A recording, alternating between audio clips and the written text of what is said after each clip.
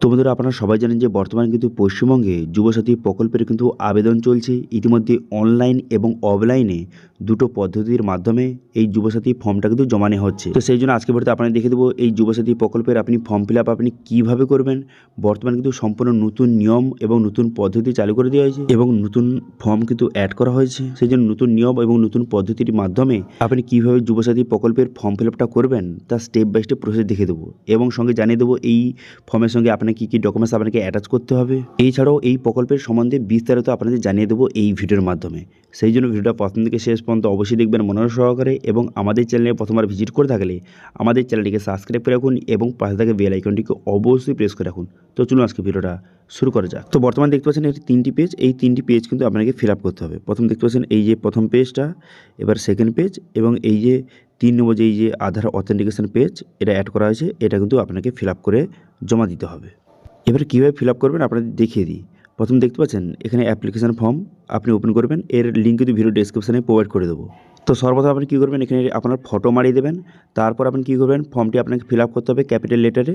এখানে দেখতে পাচ্ছেন দুয়ারে সরকার রেজিস্ট্রেশন নাম্বার, এটা আপনাকে বসাতে হবে না, এটা অফিসার বসাবে। আপনি কোনটা বসাবেন, এটা আধার নাম্বার, এখানে আপনার আধার কার্ডের নাম্বারটা বসিয়ে দেবেন।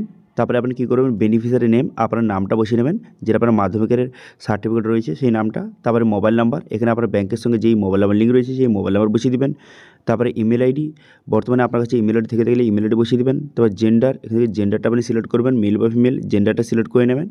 করে নেওয়ার পর তারপর ডেট অফ বার্থ, এখানে আপনার ডেট অফ বার্থটা সঠিকভাবে বসিয়ে দেবেন এবং 1/4/2026 অনুযায়ী আপনার বয়সটা কত সেটা আপনাকে বসিয়ে নিতে হবে। ঠিক আছে, 1/4/2026 অনুযায়ী আপনার বয়সটা কত বসিয়ে নেবেন। এরপর ফাদার্স নেম, এখানে আপনার বাবার নাম বসিয়ে নেবেন। তারপরে মাদার্স নেম আপনার মায়ের নাম বসিয়ে নেবেন। তারপর স্পাউস নেম, যারা বিবাহিত মহিলা আবেদন করছেন তারা তার স্বামীর নাম বসাবেন, যারা বিবাহিত পুরুষ আবেদন করছেন তার স্ত্রীর নামটা সঠিকভাবে বসিয়ে দেবেন।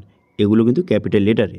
ঠিক আছে, তারপরে ক্যাটাগরি আপনাকে সিলেক্ট করতে হবে যে আপনি জেনারেল, এসসি, এসটি, ওবিসি যেই ক্যাটাগরি হয়ে থাকুন না কেন সেটা আপনি এখান থেকে ঠিক চিহ্ন মারবেন এবং সার্টিফিকেট নাম্বারটা আপনাকে বসিয়ে দিতে হবে। এসসি, এসটি, ওবিসি যেই সার্টিফিকেট আপনার রয়েছে কাস্ট সার্টিফিকেট, সেই কাস্ট সার্টিফিকেট নাম্বারটা আপনাকে সঠিকভাবে বসিয়ে দিতে হবে। ঠিক আছে, তারপর আপনি কী করবেন, তারপরে এখানে ম্যারিটাল স্ট্যাটাস কিন্তু আপনাকে সিলেক্ট করতে হবে যে আপনি ম্যারিড না আনম্যারিড, সেটা আপনি এখান থেকে ঠিক চিহ্ন মারবেন। ঠিক চিহ্ন মেরে দেওয়ার পর তারপর আপনি কী করবেন, কন্ট্যাক্ট ডিটেলস কিন্তু আপনাকে বসাতে হবে। সেই জন্য এখানে হাউস নাম্বার বসিয়ে নেবেন।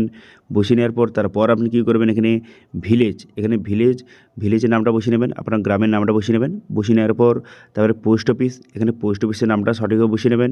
তারপরে গ্রাম পঞ্চায়েতের নামটা বসিয়ে নেবেন। গ্রাম পঞ্চায়েতের নাম বসিয়ে নেওয়ার পর তারপরে ব্লকের নামটা বসিয়ে নেবেন এখানে সঠিকভাবে। তারপরে এখানে পুলিশ স্টেশন, এখানে পুলিশ স্টেশন নামটা বসিয়ে নেবেন। বসিয়ে নেওয়ার পর ডিস্ট্রিক্ট, এখানে ডিস্ট্রিক্টের নামটা বসিয়ে নেবেন। বসিয়ে নেওয়ার পর তারপরে পিনকোডটা বসিয়ে নেবেন এবং স্টেটের নামটা দেওয়া রয়েছে। ঠিক আছে, তো যেটা আপনার আধার কার্ড রয়েছে সেই অ্যাড্রেসটা সঠিকভাবে কিন্তু আপনি বসিয়ে নেবেন। ঠিক আছে, বসিয়ে নেওয়ার পর তারপরে আপনি সেকেন্ড পেজে চলে আসবেন। সেকেন্ড পেজে এখানে বলা হয়েছে যে মাধ্যমিকের ডিটেলস আপনাকে বসাতে হবে। সেই জন্য এখানে মাধ্যমিকের এখানে রোল নাম্বার এবং ইয়ারটা বসিয়ে নেবেন। ঠিক আছে, আপনার অ্যাডমিট কার্ডে রয়েছে রোল নাম্বার রয়েছে এবং ইয়ার, এটা কিন্তু অ্যাডমিট কার্ডে লেখা রয়েছে, সেটা আপনি দেখে বসিয়ে নেবেন। তারপরে বোর্ড, কোন বোর্ড থেকে আপনি মাধ্যমিক পাস করেছেন। যদি ওয়েস্ট বেঙ্গল বোর্ড থেকে হয়ে থাকে সেক্ষেত্রে WBBSE সিলেক্ট করবেন। যদি সেন্ট্রাল বোর্ড থেকে হয়ে থাকেন সেক্ষেত্রে আপনি কী করবেন, এখানে CBSE এটা আপনি সিলেক্ট করবেন। এখান থেকে ঠিক চিহ্ন মেরে দেবেন। তারপর এখানে বলা হয়েছে যে আপনার হাইয়েস্ট এডুকেশন কোয়ালিফিকেশান এখান থেকে আপনাকে বসাতে হবে। তো সেই জন্য আপনার হাইয়েস্ট কতদূর পড়াশোনা করেছেন আপনার এডুকেশন কোয়ালিফিকেশান সঠিকভাবে বসিয়ে দেবেন। বসিয়ে দেওয়ার পর প্রেজেন্ট অকুপেশন আপনার বর্তমানে আপনি কী কাজ করেন সেটা আপনি বসিয়ে নেবেন। বসিয়ে নেওয়ার পর ব্যাঙ্ক অ্যাকাউন্ট ডিটেলস বসাতে হবে, যেই ব্যাঙ্কটা আধার কার্ডের সঙ্গে লিঙ্ক রয়েছে সেই ব্যাঙ্কের ডিটেলস বসাতে হবে। সেই জন্য ব্যাঙ্কের নাম বসিয়ে নেবেন, তারপরে ব্রাঞ্চের নাম বসিয়ে নেবেন। বসিয়ে নেওয়ার পর account number, bank account number বসিয়ে নেবেন। বসিয়ে নেওয়ার পর IFSC কোডটা বসিয়ে নেবেন। আপনার ব্যাঙ্কের পাসবুক কিন্তু এইসব ডিটেলসগুলো লেখা রয়েছে, সেগুলো দেখে সঠিকভাবে বসিয়ে নেবেন।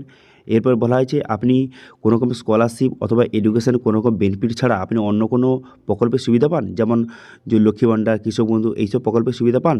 যদি পেয়ে থাকেন এখানে ঠিক চিহ্ন পারবেন, হ্যাঁ সিলেক্ট করবেন। কারণ এখন বর্তমানে কৃষক বন্ধু থাকলেও আপনি যুবসাথী প্রকল্পের জন্য আবেদন করতে পারবেন। সেই জন্য এখানে ইয়েস সিলেক্ট করে এখানে লিখে দেবেন কৃষক বন্ধু।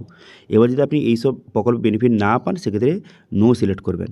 আচ্ছা, এবার কী কী ডকুমেন্টস আপনাকে অ্যাটাচ করতে হবে এই ফর্মের সঙ্গে, এখানে টোটাল দেখতে পাচ্ছেন 6টি এখানে ফর্ম রয়েছে। 6টি ডকুমেন্টস আপনাকে অ্যাটাচ করতে হবে। প্রথম মাধ্যমিকের অ্যাডমিট, তারপরে মাধ্যমিকের সার্টিফিকেট অথবা মার্কশিট, তারপরে আপনার আধার কার্ড, তারপরে ভোটার কার্ড, তারপরে ব্যাংকের পাসবুক এবং এসসি এসটি ওবিসি সার্টিফিকেট যদি আপনার থেকে থাকে সেই ডকুমেন্টসটা, টোটাল 6টি ডকুমেন্টস।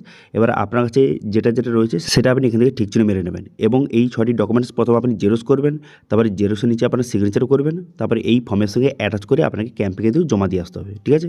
তারপর আপনি কী করবেন, নিচের দিকে আসবেন, নিচের দিকে আসার পর দেখতে পাচ্ছেন স্বঘোষণাপত্র, এখানে সেলফ ডিক্লারেশন ভালো করে পড়ে নেবেন। পড়ে নেওয়ার পর তারপরে কিন্তু এখানে আপনার সিগনেচার করতে হবে, দেখতে পাচ্ছেন সিগনেচার অফ অ্যাপ্লিকেন্ট, এখানে আপনার সিগনেচার করে নেবেন এবং তারিখটা বসিয়ে নেবেন, যেই তারিখে আপনি ফর্মটা ক্যাম্পে জমা দিতে যাবেন সেই তারিখটা বসিয়ে নেবেন। তারপরে অ্যাকনলেজমেন্ট, এটা কিন্তু আপনাকে ফিল আপ করতে হবে না, এটা অফিসার ফিল আপ করে কেটে আপনাকে দেবে। এরপরে দেখতে পাচ্ছেন আধার অথেন্টিকেশন ফর্ম, এটাও আপনাকে ফিল আপ করতে হবে। এখানে কী করবেন, এখানে আধার নাম্বার, আপনার আধার নাম্বারটা সঠিক বসিয়ে নেবেন এখানে আবার আধার নাম্বারটা বসিয়ে নেওয়ার পর তারপর আপনি কী করবেন, তারপর নিচের দিকে আসবেন, নিচের দিকে আসার পর এখানে আপনার সিগনেচার করবেন এবং আপনার নামটা এখানে বসিয়ে নেবেন, নেম অফ অ্যাপ্লিকেন্ট, এখানে আপনার নাম বসিয়ে নেবেন। এটা বাংলাতেও রয়েছে আধার অথেন্টিকেশন, এটা আপনি বাংলাতেও ফিল আপ করতে পারেন, ইংলিশ রয়েছে, বাংলা রয়েছে, যেটা আপনার সুবিধা হয় সেটা আপনি ফিল আপ করে তারপর এটাও কিন্তু ফর্মের সঙ্গে অ্যাটাচ করে আপনাকে জমা করতে হবে। এই প্রকল্পের জন্য ছেলে মেয়ে উভয় কিন্তু আবেদন করতে পারবে। যাদের বয়স 21 থেকে 40 বছরের মধ্যে, যাদের বয়স, যারা মাধ্যমিক পাস করেছে, মিনিমাম মাধ্যমিক পাস করেছে, ছেলে মেয়ে সবাই কিন্তু আবেদন করতে পারবে এই প্রকল্পের মাধ্যমে। যারা বর্তমানে যে মাধ্যমিক পাস করেছে কিন্তু এখন বর্তমানে বেকার রয়েছে, যারা কিন্তু কোনো প্রকারের কোনো জব করছে না, সরকারি কোনো রকম গভর্নমেন্ট কোনো জব করছে না, যারা বর্তমানে বেকার রয়েছে তারা এই প্রকল্পের জন্য আবেদন করতে পারেন এবং প্রতি মাসে আপনাকে 1500 টাকা করে ভাতা কিন্তু প্রোভাইড করা হবে এই প্রকল্পের মাধ্যমে। আশা করি বুঝতে পেরেছেন বর্তমানে সম্পূর্ণ নতুন নিয়ম এবং নতুন পদ্ধতির মাধ্যমে আপনি যুবশক্তি প্রকল্পের জন্য কীভাবে আপনি ফর্ম ফিল আপটা করবেন তার স্টেপ বাই স্টেপ প্রসেস আপনাকে দেখিয়ে দিলাম। এবার এটা নিয়ে যদি কোনো রকম কোশ্চেন থেকে থাকে অবশ্যই কমেন্ট করুন, আমি অবশ্যই তার রিপ্লাই করব। এবং আজকে ভিডিওটা ভালো লেগে থাকলে ভিডিওকে লাইক করে দেবেন এবং ভিডিও কিন্তু বন্ধুর সঙ্গে শেয়ার করে দেবেন এবং আমাদের চ্যানেলে প্রথমবার ভিজিট করে থাকলে আমাদের চ্যানেলটিকে সাবস্ক্রাইব করে রাখুন এবং পাশে থেকে বেল আইকনটিকে অবশ্যই প্রেস করে রাখুন। আজকে ভিডিওটা এই পর্যন্ত, দেখা আছে নেক্সট ভিডিওতে। Thank you.